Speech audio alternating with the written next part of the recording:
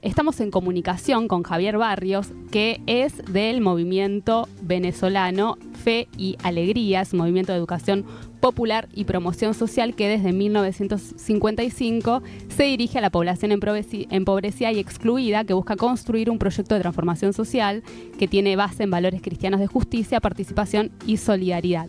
Javier es periodista independiente, también formó parte de ALER, la Asociación Latinoamericana de Educación Radiofónica. También enviamos un saludo a los integrantes de ALER y se tomó el ratito de conversar con nosotros y de contarnos y nosotras y de contarnos también cómo se están viviendo estas horas allí en Venezuela. Javier, te saluda Regina y Maite para FM en Tránsito. ¿Cómo estás? Muchas gracias por esta comunicación. Hola Regina, hola gente de FM Tránsito, un gusto, muy agradecidos por esta conversación y bueno, estamos a sus órdenes.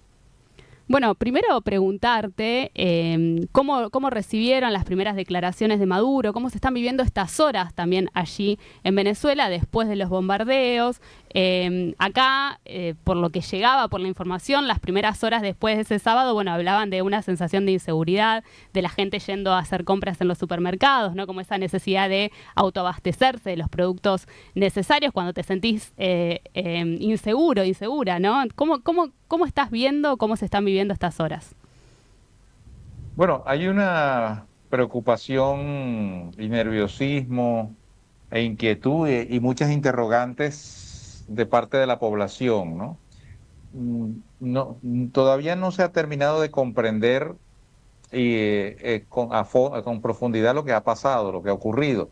Este, Muchas de estas cosas que se relatan en narrativas parecen cosas de películas, ¿no? De Hollywood. Y quizás una cosa es ver las películas en Hollywood o verlas en Netflix y otra cosa es verla en la realidad.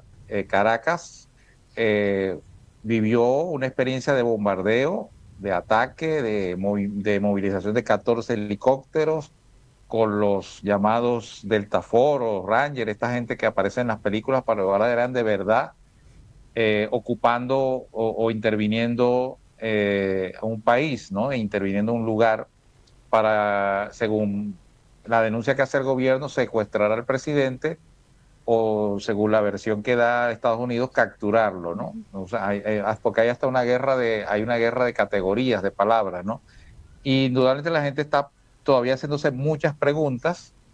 Hay un fenómeno que hemos observado desde que aparecieron las naves en el Mar Caribe, quizás será digno de estudiar luego, que es el fenómeno de las redes sociales y sobre todo el canal TikTok.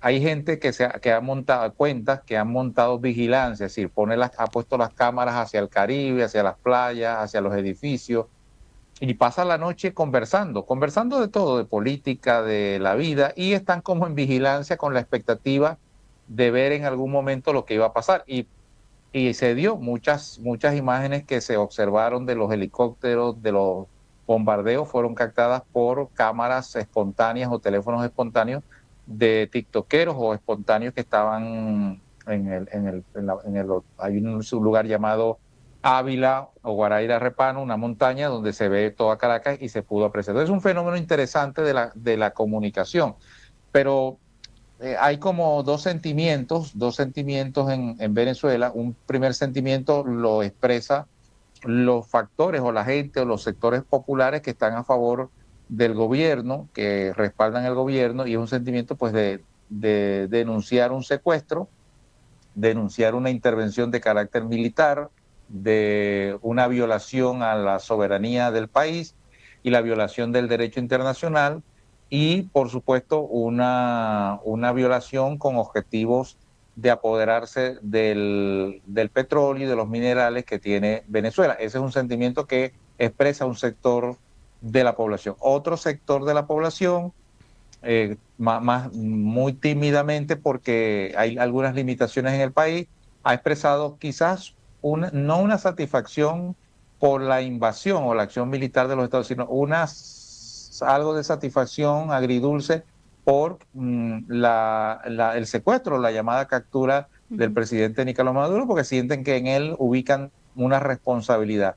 En un contexto hay que destacar que si uno analiza sin extremismo, sin polarización, en Venezuela siempre el 80% de la población ha preferido una solución pacífica, electoral, no violenta, del problema de fondo que existe en Venezuela, un conflicto político, un cuestionamiento a un modelo de gestión, a unas deficiencias, a unos déficits democráticos, pero siempre pensó que la solución tenía que ser pacífica, democrática, electoral, pero no violenta, y un porcentaje importante se oponía a una intervención extranjera, viniera de donde viniera, fuera norteamericana, rusa, china, cubana, es decir, los venezolanos querían resolver los problemas de manera directa, sin intervención de nadie.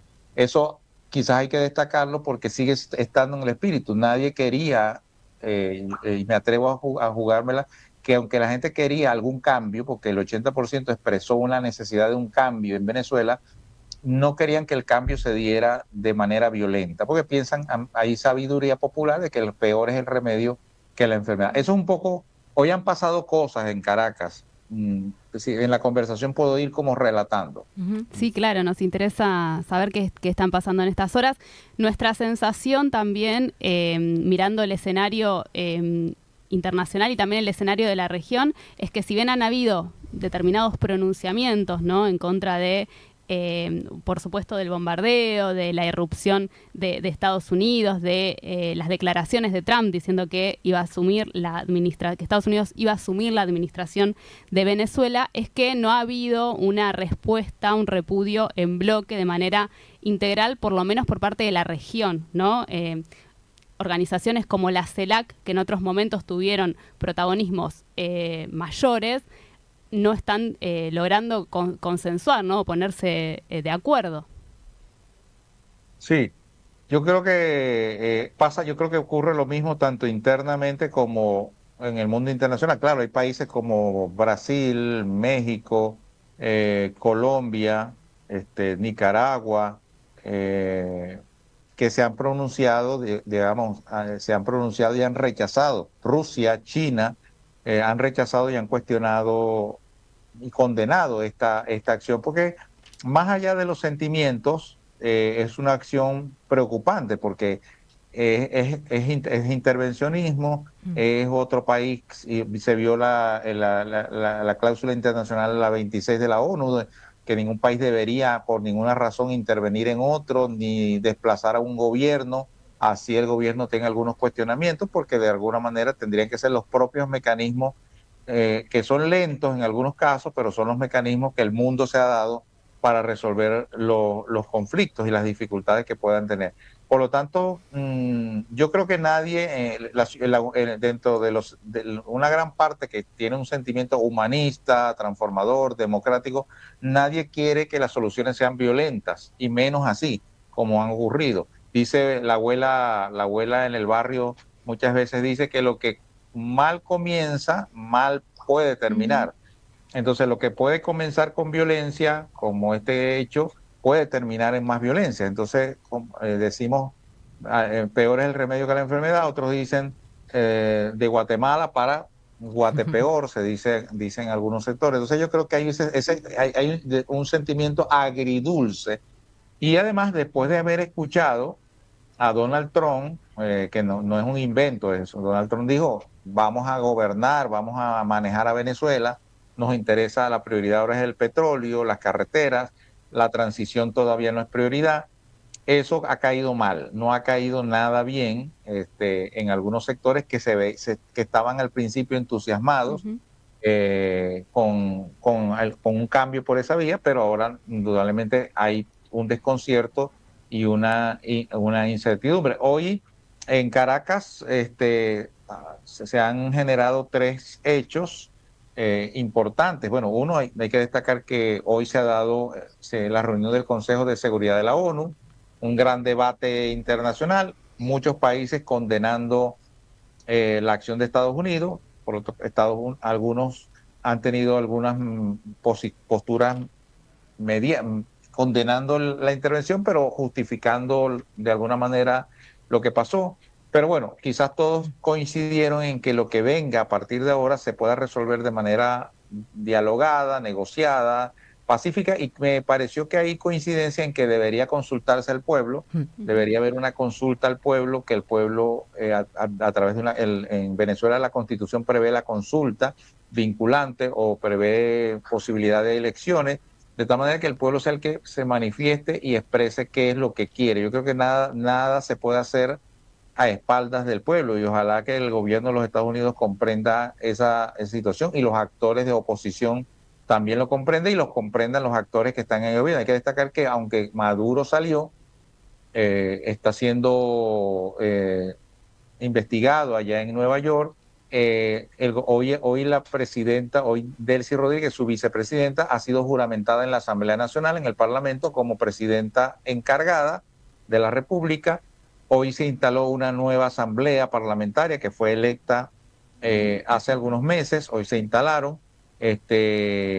Y por otra parte, hoy algunas organizaciones de derechos humanos han denunciado la detención de al menos 6 periodistas en la mañana que estaban haciendo cobertura a lo de la asamblea. Y bueno, hay algún patrullaje cívico-policial en el centro de Caracas que ha generado algunos temores. Entonces, bueno, eso ha pasado, digamos, hoy por un lado lo del Consejo de Seguridad, por otro lado el comienzo de la presentación de Maduro y de Cilia Flores en un tribunal en Nueva York, la instalación de la asamblea, la juramentación de la presidenta Delcy Rodríguez. Javier, Que ahí hay unas dudas sobre cuál sería la conducta que va a tener el gobierno bolivariano con ausencia del presidente Maduro. recién estábamos hablando de la ONU, de las distintas posiciones que hay de las embajadas, principalmente Estados Unidos se excusa bajo el argumento de que es en contra del narcoterrorismo, pero también está Panamá, China, Rusia, que están enunciando que esto es ilegítimo. Vos que estás ahí dentro de Venezuela y estás con la gente, los intereses de Estados Unidos, con Trump, está haciendo el área de influencia, quieren ir por Colombia, México, Cuba. ¿Cómo ves alguna construcción del pueblo, para el pueblo, con los intereses del pueblo, que es el de bajar la pobreza, mejorar las comunidades en sí? ¿Qué alternativas ves para la organización en Latinoamérica, en nuestro lugar? ¿Quiénes vivimos estos problemas realmente?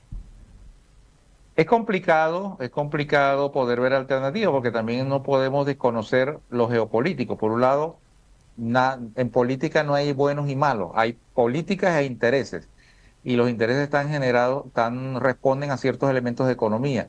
Ya los debates, en mi opinión personal, no son de derechas o de izquierdas, sino tienen que ver con poder. Uh-huh. Y fíjate que en América la presencia de China, de fondo está la lucha de China, de Rusia, Con Taiwán, por sí. de los países árabes, y de Estados Unidos no se quiere quedar por fuera. Claro. Se ha hablado mucho del petróleo, pero yo creo que lo que no se está hablando es de lo que llaman minerales de tierras raras. Y se habla ahora mucho de los famosos minerales de tierras raras. Venezuela es muy rica en la zona sur del país. Acá tenemos litio en Argentina, Chile también. Litio, minerales de tierra rara, el coltán, y Estados Unidos quiere digamos, cortar la influencia de China y de Rusia en estos espacios. Ahí es que está el debate de fondo. Algunos han puesto solo el tema petrolero, pero petrolero no es que no sea importante. Es solo el pero principio. Es el principio. Entonces, dentro de ese contexto, también súmale los gobiernos. Fíjate, yo no sé si esto es lo mismo, si esto hubiese ocurrido cuando había gobiernos de corte progresista. Es decir, ahora, por ejemplo, Ecuador no tiene gobierno de corte progresista. Bolivia cambió. Perú está. Argentina ya sabemos lo que hay. Chile acaba de cambiar. Exacto, Chile acaba de cambiar.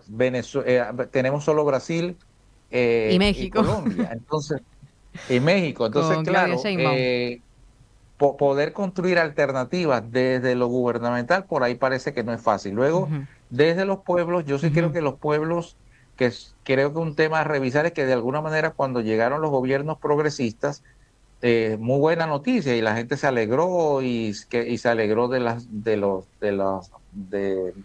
de estos espacios de integración, ALBA, y estos otros espacios que La se dieron de UNASUR. integración, UNASUR, pero yo sí creo que, y muchos activistas de las organizaciones populares pasaron también a ser funcionarios en algunos espacios.